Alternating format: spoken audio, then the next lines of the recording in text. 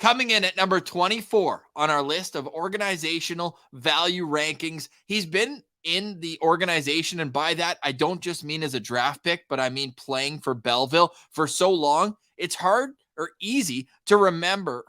It's easy to forget that he's only 21 years old. Coming in, it's Roby Jarventie. Yeah, Roby Jarventie. He's been a young gun on this in this organization for quite some time, it seems like, and he came onto the scene really hot, Ross. He was one of those guys that it didn't take long for Sens fans to be impressed with him when he came over from Eels in 2021. In 4 games in Belleville, he had 2 goals and assists, good for 3 points. So he's definitely someone that pro experience in Finland, I think, really helped him transition nicely. And when you've got a frame and the size that Roby Jarventie has, that makes things easier too.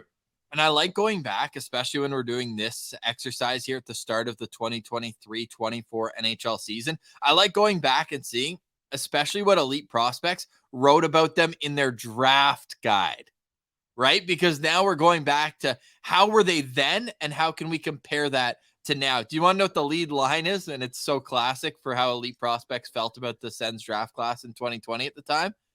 It's definitely going to be something about Roby Jarventie's inconsistency. That was their main thing for him. They don't come much more frustrating than winger Roby Jarventie. Yeah, something like that. Like I remember JD Burke had some harsh words for a lot of his scouting reports of Jarventie. But then they said there's so much to work with. Every one of his tools got a 5 or better grade, which for them is very good. The production was there.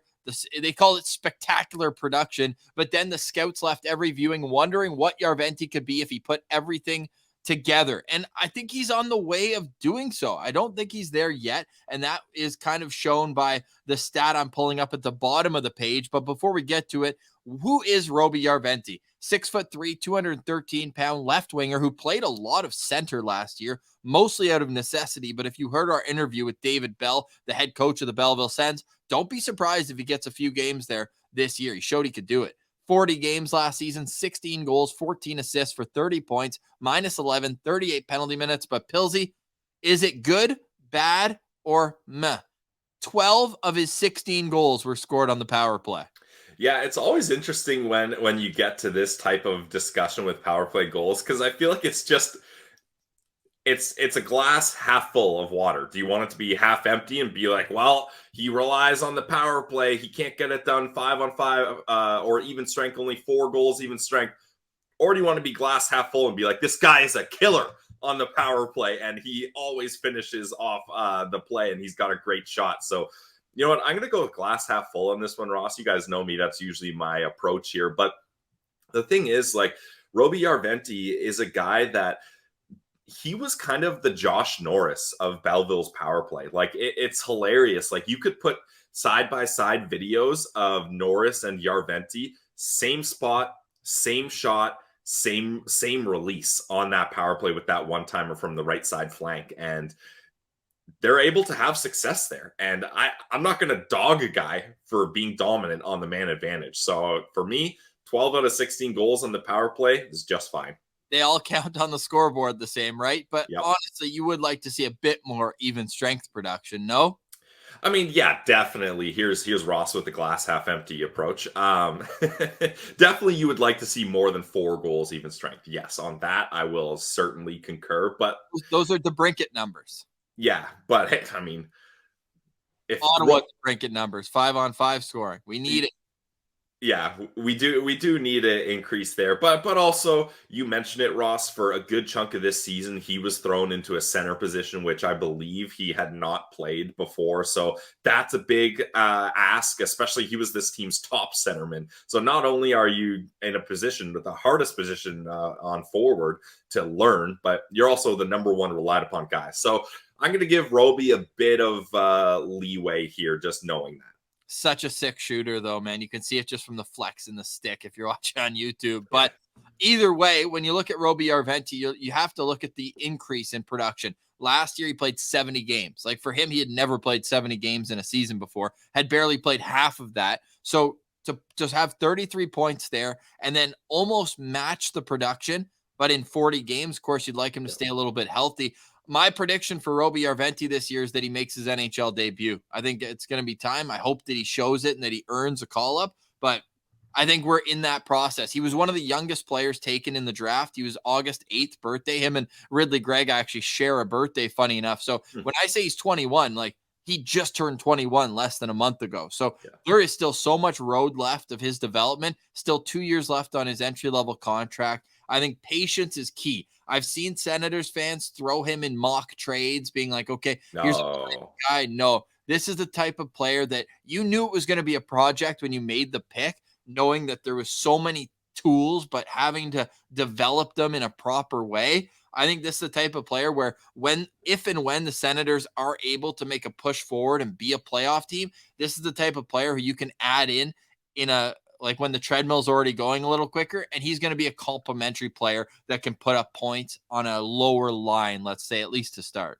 Yeah, I disavow any Roby Jarventie mock trades. I think it would be such a mistake, especially Ross. Where did EP have the Sens prospects rankings under 23? It was like 28th in the league, right?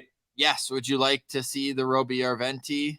Yeah, let me know where Roby is on that list. But the thing is, like, they can't afford to be moving those type of players that can be up and on entry-level contracts supporting an NHL roster like that. Those are the exact last type of moves they should be making, in my opinion.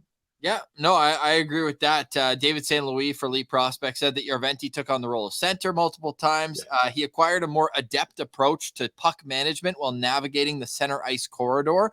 This adjustment involved increased reliance on his teammates, therefore affording him improved positioning to employ his premier asset, his shot. Yeah. And then finishes off saying that his journey involves further enhancements to his playmaking capacity and physical presence. Nonetheless, the tangible strides he exhibited during the season should provide reassurance to the Senators for where they drafted him. So again, I think that's a pretty positive write-up for who they have as the Senators' 5th-ranked prospect right now in the system. But overall, man, you have that A-plus asset that is his shot. It's ridiculous. The release, especially. It's ridiculous. I would like to see 20-plus goals in the AHL for the first time. Yep. And his first NHL game. Those would be my goals I would set for Roby.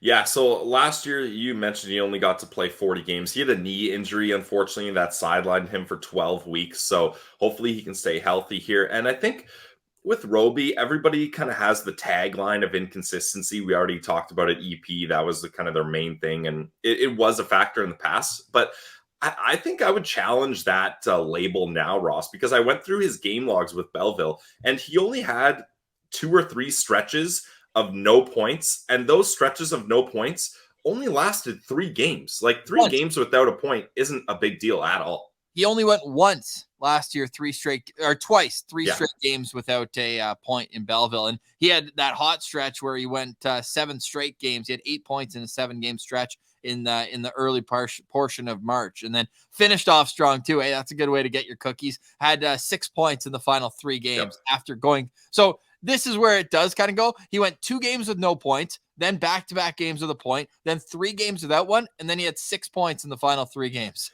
Yeah, but I mean, 2 games without a point, 3 games without a point is nothing. Like that, like if you expect players to get a point every game, I feel like that's unrealistic, except for the top guys, right? So, final thoughts on Roby Jarventie. What's your hope or expectation for him this season?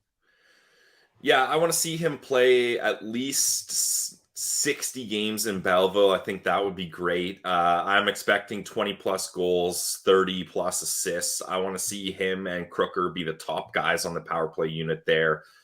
And I want to see him play NHL games, Ross, but it's such a complex thing now because the Sens are in a spot where they have guys that are itching and ready to play pro games, but they're not in a position to just give these guys spots just to see how they do because they need to be winning hockey games like Tim Stützle has emphasized. So the only way I really want to see Jarventie get in the NHL is if, unfortunately, there is an injury or if he is getting that point per game click and he's absolutely knocking the doors down and guys on the third line just aren't working in Ottawa and they're like, we have to give Roby a chance here. Instead of going out and getting a Patrick Brown. So that's Roby Jarventie, who comes in at number 24 on our organizational value rankings.